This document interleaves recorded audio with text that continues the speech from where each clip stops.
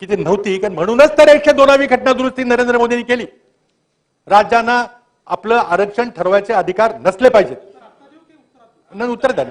मी विनंती करणार आहे, मी उत्तर द्या. मी मुख्यमंत्र्यांना विनंती करणार आहे, मी मुख्यमंत्र्यांना विनंती करणार आहे की आपण इंटरव्ह्यू करावं, प्लीज इंटरव्ह्यू करा आणि सत्यता सगळ्यांना सांगा. आपण यामध्ये हस्तक्षेप करून उद्या चला या सर्व गोष्टींच्यावर आपण जर त्याचं उत्तरच दिलं नाही तर तेच रेकॉर्डवर राहतं. बरं ऐकू मुख्यमंत्री महोदय आपल्याला एवढंच महत्वाचं आहे की जर लेजिस्लेटिव्ह कॉम्पिटन्स नसता तर हायकोर्टाने वैध कसं ठरवलं असतं. आणि सर्वोच्च न्यायालयामध्येही सेंट्रल गव्हर्नमेंटने सांगितलं की आम्ही 102व्या घटना दुरुस्तीने राज्यांचे अधिकार घेतलेले नाहीत, पण त्याचं इंटरप्रिटेशन करताना सुप्रीम कोर्टाने सांगितलं की तसं तुम्ही एक्सप्रेस्ड म्हणायला पाहिजे होतं. त्यामुळे 100% लेजिस्लेटिव्ह कॉम्पिटन्स होता. सन्माननीय सदस्य पृथ्वीराज चव्हाण. अध्यक्ष महोदय, आपण 8:15 पर्यंत हाऊस चालू ठेवणार. अध्यक्ष महोदय, आपण एका अत्यंत महत्वाच्या आणि संवेदनशील विषयावर चर्चा करतोय. म्हणून आता 8 वाजले तरी सभागृहाची उपस्थिती आपण पाहिली तर संबंध राज्यामध्ये टेलिव्हिजनवर महाराष्ट्रातली जनता या चर्चेकडे लक्ष देऊन ऐकत आहे. म्हणून आज ही चर्चा या गती घेतल्याबद्दल मुख्यमंत्री उपमुख्यमंत्री यांना धन्यवाद देतो. फार समज आणि गैरसमज पसरवले जात आहेत आणि स्वाभाविकपणे उच्च पदावर बसलेल्या माणसांनी जर काही वक्तव्य केलं तर ते गृहीत धरलं जातं आणि त्याचं विश्लेषण होत नाही, त्याची सत्यता पडताळली जात नाही. मला वाटतं या चर्चेतून आपल्या सर्वांनाच विविध समाजांना आरक्षण द्यायचे, त्यांचा आर्थिक दर्जा सुधारायचा आहे, सामाजिक दर्जा सुधारायचा आहे, याबद्दल कोणाचं दुमत नाही. मार्ग वेगळे वेगळे असू शकतात, उपाय आपण करू शकतो, त्याबद्दल चर्चा झाली पाहिजे. चांगली गोष्ट आहे, चर्चा होते. अध्यक्ष महोदय, 1902 साली पहिल्यांदा शाहू महाराजांनी कोल्हापूरमध्ये आरक्षणाची कल्पना देशात पहिल्यांदा आणली. दक्षिणेतल्या काही राज्यामध्ये देखील विचार चालू होता. म्हणून आज देशभरामध्ये छत्रपती शाहू महाराजांचं नाव विशेष ओबीसी समाजामध्ये घेतलं जातं. उत्तर प्रदेशमध्ये त्यांच्या नावाने एक जिल्हा तयार केलेला आहे.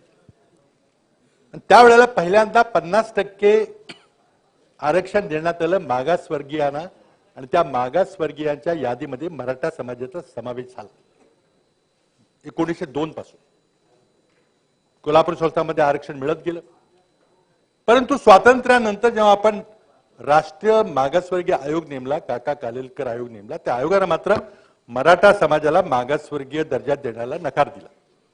आणि त्यावेळेपासून मग मराठा समाजाला राष्ट्रीय पातळीवर मागासवर्गीयाचा दर्जा मिळाला नाही. पुढं 92-93च्या सुमारास मंडल आयोगाने त्याची पुनरावृत्ती केली, आपल्याला काढून टाकलं. आणि वेळोवेळी जेव्हा राज्यातली आर्थिक परिस्थिती बिघडते, बेरोजगारी वाढते, शेतकऱ्यावर संकट येतात, तेव्हा लोकांना दुसरा पर्याय राहत नाही आणि मुलं, मग तरुण मुलं, सुशिक्षित बेरोजगार मुलं, अल्पभूधारक शेतकऱ्यांची मुलं ही या आंदोलनामध्ये भाग घेतात. आणि आज तीच परिस्थिती आपल्यासमोर आहे. प्रचंड मोठं बेरोजगारीचं वातावरण आहे. शिक्षणाचं खाजगीकरण झालेलं आहे, कोणाला शिक्षण परवडणारं झालं. आणि त्यात आता आपल्या शासनानं सरकारी नोकऱ्यांचं खाजगीकरण करण्याचाही काही प्रयत्न केला होता, पण तो थांबला. तो त्यामुळे नैराश्याचं वातावरण समाजापुढे आहे. त्या वातावरणामध्ये महाराष्ट्राच्या निर्मितीला 1960 पासून किती वर्ष झाली, 50 वर्षानंतर भुजबळ साहेब आपल्या आघाडी सरकारनं पहिल्यांदा मराठा समाजाला आरक्षण देण्याचा निर्णय घेतला. बाळासाहेब थोरात आमचे सहकारी इथं होते. मला वाटतं राजेश भैया टोपे मंत्री म्हणत होते, आमचे भास्करराव जाधव होते, अजित पवार होते, आणि त्या सगळ्यांच्या सहकार्याने आपण मार्ग काढला. सुप्रीम कोर्टाने काही 50% काही घटनेत कुठे तरतूद लिहिलेली नाही. एका खटल्यामध्ये त्यांनी गाईडलाईन्स दिलेल्या आहेत की 50%च्या वर आरक्षण असू नये, आणि जर 50%च्या वर आरक्षण द्यायचं असेल तर विशेष मागासलेली परिस्थिती तुम्हाला दाखवावी लागेल. आणि ती दाखवण्याकरता मग राज्याच्या मागासवर्गीय आयोगाकडून संख्यात्मक माहिती, क्वांटिटेटिव्ह माहिती गोळा केली पाहिजे. हा निर्देश आहे. अध्यक्ष महोदय, आमच्या मंत्रिमंडळाच्या सहकार्याने आम्ही निर्णय घेतला की आपल्याला ही प्रलंबित मागणी आहे ती त्यापुढे काहीतरी पुढे करावं लागेल. आम्ही प्रामाणिकपणे राज्य मागासवर्गीय आयोगाचे त्यावेळचे अध्यक्ष न्यायमूर्ती बापट यांच्याकडे गेलो. त्यांना सांगितलं की फक्त माहिती गोळा करा, आरक्षण द्यायचा राजकीय निर्णय कॅबिनेट घेईल, पण सुप्रीम कोर्टाच्या आदेशाप्रमाणे संख्यात्मक क्वांटिटेटिव्ह डेटा गोळा करा. दुर्दैवानं त्यांचा पूर्वग्रह दूषित होता मला माहिती नाही. त्यांनी स्पष्टपणे सांगितले की मराठ्यांना आरक्षण द्यायची काय गरज नाही, मी काही करणार नाही. मग ते बरंच सांगितलं किती तुमचे मुख्यमंत्री आहेत आणि किती कारखान्याचे चेअरमन आहेत वगैरे बऱ्याचशा गोष्टी झाल्या. मी ते सगळं सांगत नाही. पण आमच्यासमोर पर्याय नव्हता. सुप्रीम कोर्टाने काय म्हटलंय की क्वांटिटेटिव्ह माहिती द्या. आता त्यांनी म्हटलं की मागासवर्गीय आयोगाकडून द्या, पण मागासवर्गीय आयोग तयार नसेल तर आमच्याकडे पर्याय काय होता. अध्यक्ष महोदय, आमच्या मंत्रिमंडळानं मंत्रिमंडळाची एक उपसमिती गठीत केली. त्या आमच्या मंत्रिमंडळामध्ये राधाकृष्णजी इथं आलेले तेही होते, भुजबळ साहेब होते, आणि त्या समितीमध्ये निलेशजी रितेशजी गेलेत का काय मला माहित नाही, पण आम्ही नारायणरावजी राणे आमचे ज्येष्ठ सहकारी होते, माझे मुख्यमंत्री होते, त्यांना त्या समितीचं काम देण्याची विनंती केली. आपण सरकारी अधिकाऱ्यांच्याकडून माहिती घ्या. आता सरकारी अधिकाऱ्याला जर विचारलं तर खोटं सांगणार नाही, कारण त्याची नोकरी जाईल त्यानंतर. राणे साहेबांनी आणि त्यांच्या कमिटीने, त्यामध्ये मंत्रिमंडळाचे अनेक सहकारी त्या उपसमितीमध्ये होती, ते मंत्री गट होता, तो मंत्रिमंडळाची उपसमिती होती. त्यांनी प्रत्येक विभागीय कार्यालयामध्ये ते स्वतः गेले, माहिती गोळा केली. वर्षभर लागलं त्यांना. 2013 मध्ये आम्ही काम सुरू केलं होतं, वर्षभर काम लागलं आणि त्यांनी एक अहवाल दिला आणि मराठा समाजाच्या सरकारी नोकऱ्यांच्या मध्ये काय परिस्थिती आहे, शिक्षण संस्थांमध्ये, व्हाईस चान्सलरमध्ये काय परिस्थिती, हा अहवाल दिला. मंत्रिमंडळाला तो अहवाल सादर केला. अध्यक्ष, असं कोणाचंच म्हणणं नाही की मराठा समाज हा राजकीय दृष्ट्या सक्षम नाही. बरेचसे आमचे 200-400 कुटुंब राजकारणामध्ये अग्रणी आहेत, त्यामध्ये वाव नाहीये. प्रश्न आहे सरकारी नोकऱ्यांचा, जिथं धोरणात्मक निर्णय होता, जिथं समाजाला दिशा दिली जाते, त्यामध्ये काय परिस्थिती आहे. परिस्थिती वाईट होती, बिकट होती, आणि म्हणून वेळ झाला होता, निवडणुका येणार होत्या. आम्ही जून 2014 मध्ये अध्यादेश जारी केला आणि मराठा समाजाला कमिटीने 20% आरक्षण सुचवलं, आम्ही 16% केलं आणि 16% आरक्षण द्यायचा अध्यादेश म्हणजे कायदा केला. लोकांना अध्यादेश आणि कायद्यामधले फरक बऱ्याचशा लोकांना कल्पत असते. अध्यादेश हा कायदा असतो, फक्त त्याला 6 महिन्याच्या आत विधिमंडळाकडून पारित करावं लागतं. त्या अध्यादेशानंतर जाहिराती निघायला सुरुवात झाली, ऍडमिशन मिळायला सुरुवात झाली, लोकांनी उत्साहानं अर्ज भरले, जाहिराती अजूनही आहेत. GR निघाला की मराठा समाजाचा आहे का नाही याचा जे सर्टिफिकेट मिळेल, त्या सर्टिफिकेटवर ते जून 2014च्या अध्यादेशाची आजही आपण जरी सर्टिफिकेट घ्यायला गेला तर त्यामध्ये जून 2014च्या शासन आदेशाची त्यात नोंद आहे की त्या शासन आदेशानुसार हे सर्टिफिकेट दिलं जाते. अध्यक्ष महोदय, कोणतरी दुसऱ्या दिवशी उच्च न्यायालयामध्ये गेला, कोण गेला, कोणी पाठवलं, पण उच्च न्यायालयात गेला, ते लढाई लढली पाहिजे. आम्हाला आमच्या महाअभिव्यक्त्याकडून योग्य सल्ला मिळाला होता. आम्हाला विश्वास होता की या जरी चॅलेंज झालं, आव्हान दिलं गेलं तरी ते आव्हान आम्ही निश्चितपणे हायकोर्टात टिकवून ठेवू. आमचे महाअभिव्यक्ते विश्वासाने सांगत होते की आपण हे टिकू शकू. आम्ही योग्य त्या प्रकारे आपण हे द्यायचा प्रयत्न केला. दुर्दैवानं निवडणूक झाली. निवडणुकीमध्ये काय झालं, 2014च्या निवडणुकीमध्ये आपल्या सर्वांना माहिती आहे, नवीन सरकार आलं, कोर्टात केस चालू होती. माझी त्या तत्कालीन मुख्यमंत्री महोदय इथं योगायोगानं सभागृहात आहेत, त्यांच्याकडून रास्त अपेक्षा होती की सगळं आर्ग्युमेंट झालं होतं, निकाल लागणार होता. आपण उच्च न्यायालयाला सांगितलं असतं की आमचं नवीन सरकार आलेलं आहे, आम्हाला आमची बाजू मांडू द्या. मागच्या सरकारने काय केलं आम्हाला माहित नाही, एक थोडी वेळ द्या आम्हाला, 1-2-3 महिने आणखी वाढवून द्या. तर मला वाटतं उच्च न्यायालयाने तसं स्वीकारलं असतं, कदाचित काही सांगता येत नाही. आणि मग चांगले नवीन तुमचे वकील लावून मग हे आरक्षण टिकवायचा प्रयत्न केला असता. केलं का नाही केलं. नवीन सरकार आल्याच्या 2 आठवड्याच्या आत उच्च न्यायालयाने निर्णय दिला आणि अध्यादेश रद्द केला.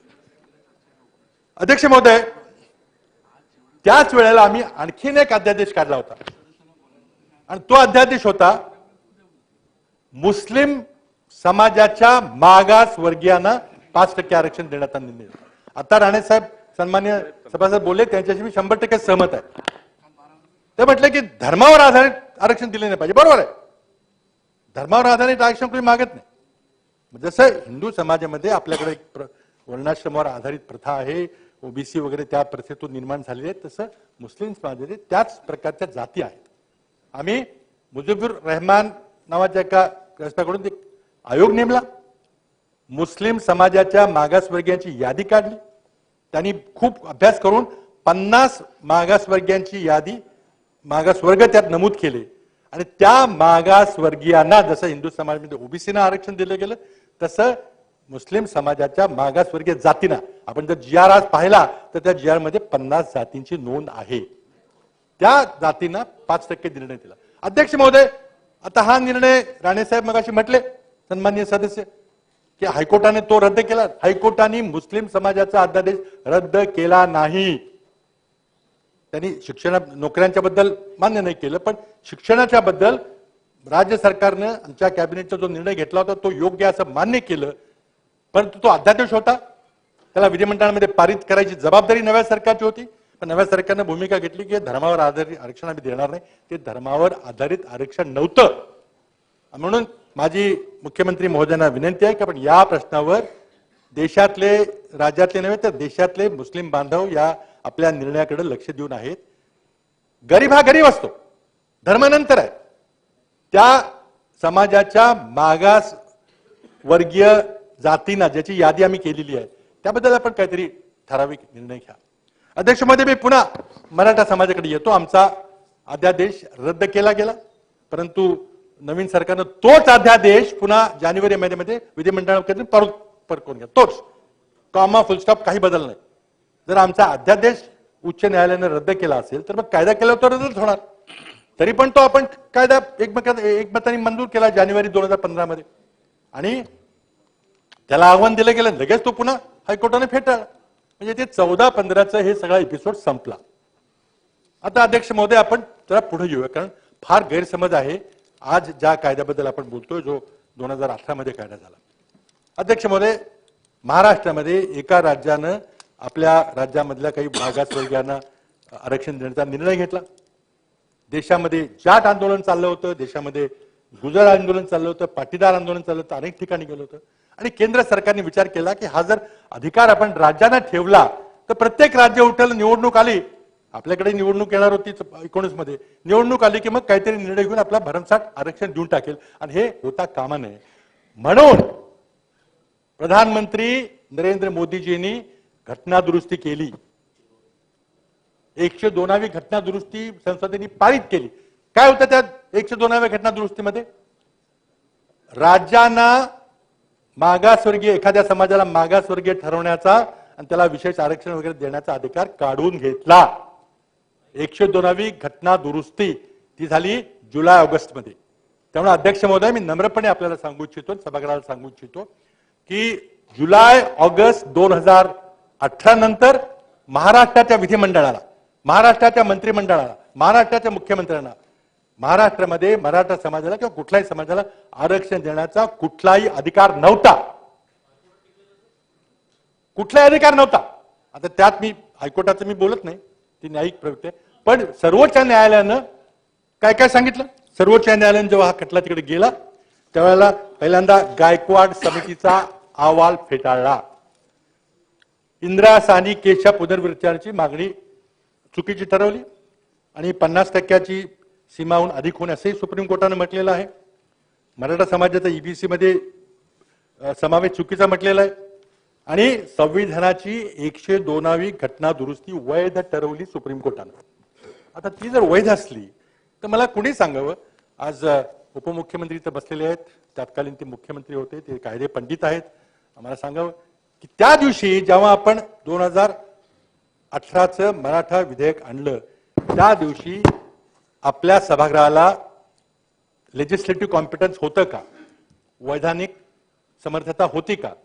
त्याचं नम्रपणे उत्तर द्यावं लागेल की ते नव्हती. कारण म्हणूनच तर 102वी घटना दुरुस्ती नरेंद्र मोदींनी केली. राज्यांना आपलं आरक्षण ठरवायचे अधिकार नसले पाहिजेत. नाही, उत्तर द्या ना. मी विनंती करणार आहे, मी उत्तर द्या. मी मुख्यमंत्र्यांना विनंती करणार आहे, मी मुख्यमंत्र्यांना विनंती करणार आहे की आपण इंटरव्ह्यू करावं, प्लीज इंटरव्ह्यू करा आणि सत्यता सगळ्यांना सांगा. आपण यामध्ये हस्तक्षेप करून उद्या चला या सर्व गोष्टींच्यावर आपण हे जर त्याचं उत्तरच दिलं नाही तर तेच रेकॉर्डवर राहतं. बरं बरं बरं ऐकू दे. मुख्यमंत्री महोदय आपल्याला एवढंच महत्वाचं आहे की जर लेजिस्लेटिव्ह कॉम्पिटन्स नसता तर हायकोर्टाने वैध कसं ठरवलं असतं. आणि सर्वोच्च न्यायालयामध्येही सेंट्रल गव्हर्नमेंटने सांगितलं की आम्ही 102 वेळा घटना दुरुस्तीने राज्यांचे अधिकार घेतलेले नाहीत, पण त्याचं इंटरप्रिटेशन करताना सुप्रीम कोर्टाने सांगितलं की तसं तुम्ही एक्सप्रेस्ड म्हणायला पाहिजे होतं. त्यामुळे 100% लेजिस्लेटिव्ह कॉम्पिटन्स होता. आपल्या त्यात मतभेद आहेत आणि तीच केस आता सुप्रीम कोर्टात चाललेली आहे. सुप्रीम कोर्टानं आपला कायदा अवैध ठरवलेला आहे. आपला रिव्ह्यू पिटिशन फेल झालेला आहे. आता क्युरेटिव्ह पिटिशनला काय होतं माहिती नाही. क्युरेटिव्ह पिटिशन काय होतं आपल्याला चांगलं माहिती आहे. अध्यक्ष महोदय, थोड्या वेळाकरता आपण उपमुख्यमंत्री महोदयांचं म्हणणं मान्य करू, पण 102वी घटना दुरुस्ती झाली ही वस्तुस्थिती आहे. त्यानंतर अनेक राज्यांनी तक्रारी केल्या की आता आमचे अधिकार तुम्ही काढून घेतले. हे सगळे अधिकार राष्ट्रपतीने मिळाले आणि त्यानंतर जे अजिटेशन झालं, आंदोलन झालं, त्यामुळं नरेंद्र मोदींना पुन्हा हा कायदा बदलावा लागला आणि पुन्हा 105वी घटना दुरुस्ती करून पुन्हा राज्यांना अधिकार द्यावे लागले. आज राज्यांना अधिकार आहेत का?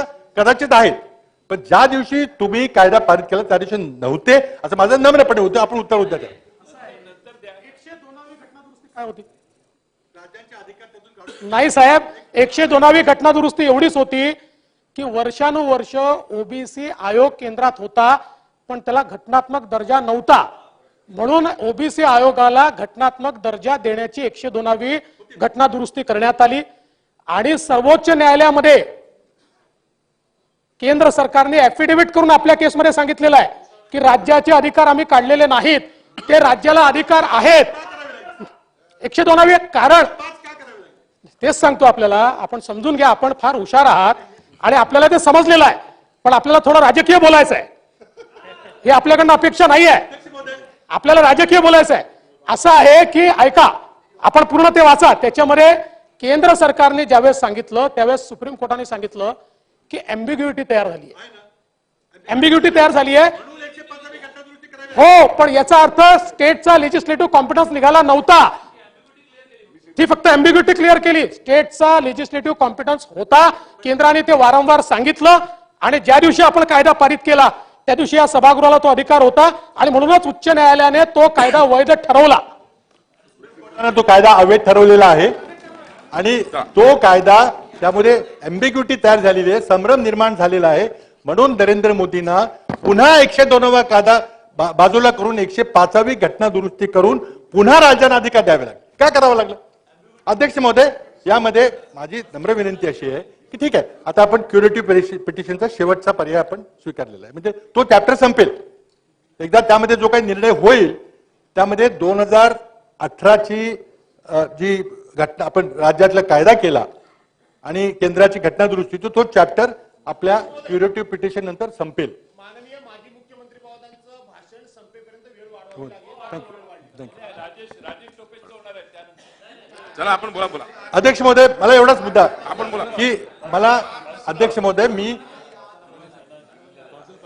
हे बघा, आपण मगाशी वेळ जी वाढवलेली आहे ती कामकाज संपेपर्यंत वाढवलेली आहे. आता आपल्याला ठरवायचं आहे. आपण बोला. ठीक, माझं होऊ द्या. त्यामुळे आपण प्रयत्न केला नाही असं मला म्हणायचं नाही. कदाचित आपला सल्ला योग्य असेल नसेल आमचा चुकीचा सल्ला असेल, पण आज सुप्रीम कोर्टानं आपला कायदा अवैध ठरवलेला आहे ही वस्तुस्थिती आहे. आता क्युरेटिव्ह पिटिशन मध्ये काही होणार नाही अशी माझी स्वतःची माहिती. आपण जर चांगले वकील नेमून जर कायदा निर्णय बदलला तर अभिनंदन आपलं करू आपण. पण पुढे काय समजून चालू की आपण हे होणार नाही, तर आता तुमच्याकडे अगदी अस्पष्ट रूपाने पुन्हा अधिकार आहे. आता काय एम्बिग्युटी राहिलेली नाही की 105वी पुन्हा आपण करू शकतो. करणार का आपण? मुख्यमंत्री महोदय आपल्याला सांगतील पुढे काय करायचं ते. तर दोन गोष्टी आहेत. आता मी हे कायदेशीर बाबी संपून टाकतो. आंदोलन झालं, मोठं आंदोलन झालं. आपली एक नगरला घटना घडली आणि त्यानंतर मराठा समाजाचे असंख्य मोर्चे निघाले अत्यंत शांततापूर्ण प्रकारे. आणि समाजामध्ये जो राग होता, जो उद्विग्नता होती, एक कायदा झाला, तो रद्द झाला, टिकला नाही. आणि त्यानंतर मग मला वाटतं माझ्या मागच्या देवेंद्र फडणवीसजींच्या सरकारने तो 2018चा कायदा करायचा प्रयत्न, पुन्हा समाजाची निराशा झाली. आता एक 50% मर्यादा ओलांडायची की नाही ओलांडायची, कुणबी सर्टिफिकेट द्यायचं की नाही, सगळे प्रश्न आपल्यासमोर प्रश्न झालेले आहेत. आता अध्यक्ष महोदय, माझी प्रामाणिक आमच्या सहकाऱ्यांशी मी बोललेलो आहे. या राज्यामध्ये एकच मुख्यमंत्री असतात आणि आज या राज्याचे मुख्यमंत्री सन्माननीय एकनाथरावजी शिंदे आहेत. त्यांनी सर्व राज्याला एक सॉलेम ॲश्युरन्स दिलेलं आहे, आश्वासन दिलं आहे, शपथ घेऊन दिलेलं आहे की मी एक ठराविक वेळेमध्ये या प्रश्नात उद्देश शोधतो. अध्यक्ष महोदय, मी माझ्या पक्षाच्या वतीनं माझ्या सहकाराच्या वतीने बोलतो की आपण मुख्यमंत्र्यांना पूर्ण वेळ दिला पाहिजे. अशोकरावजींनी देखील सांगितलं आपण जे प्रयत्न करतायत त्यांच्यावर आम्ही सहकारी सामील आहोत. आपण मीटिंग घेतली होती. आपण आणखी वेळ पाहिजे असेल देत असतील तर ते आपला प्रश्न येतो. पण आमचा विश्वास आहे की आपण प्रामाणिकपणे प्रयत्न करत आहात. आपलं मंत्रिमंडळ प्रामाणिकपणे प्रयत्न करत आहे आणि त्यातून काहीतरी मार्ग निघो अशी आमची सदिच्छा आहे. पण अध्यक्ष महोदय, आपल्या मंत्रिमंडळाचे काही सहकारी बाहेर जाऊन जी घोषणा करतायत हे योग्य आहे का मला सांगा. घटनेच्या 164व्या कलमाप्रमाणे राज्याचं मंत्रिमंडळ सामुदायिकपणे विधिमंडळाला म्हणजे राज्याच्या जनतेला जबाबदार असतं. जो काही निर्णय घ्यायचा आपण मंत्रिमंडळामध्ये घ्या ना. जे काही आपले मतभेद असतील, तुम्हाला शिंदे आयोग रद्द करायचा आहे, कुणबी सर्टिफिकेट बंद करायचं, काय करायचं ते करा ना. तुम्ही समाजामध्ये बाहेर जाऊन आवेशपूर्ण भाषण करून समाजामध्ये जे तेढ निर्माण करणं हे शेवटी कुणी जरी भाषण केलं तरी शेवटी आपल्या आपल्या मंत्रिमंडळाचे सहकारी ते करतात. हे आपल्याला थांबवावं लागेल. आपण आज त्यांना विशेष दोघं जण बसलेला आहात, बोलवा, त्यांना सांगा आपली काय भावना आहे आणि त्यांनी जी मागणी केली असेल ती मान्य करा आपल्याला वाटत असेल तर. पण बाहेर जाऊन समाजामध्ये भांडणं लावायची हा काही आपला पॉलिटिकल गेम प्लॅन आहे काय आम्हाला समजत नाही. आज एका बाजूला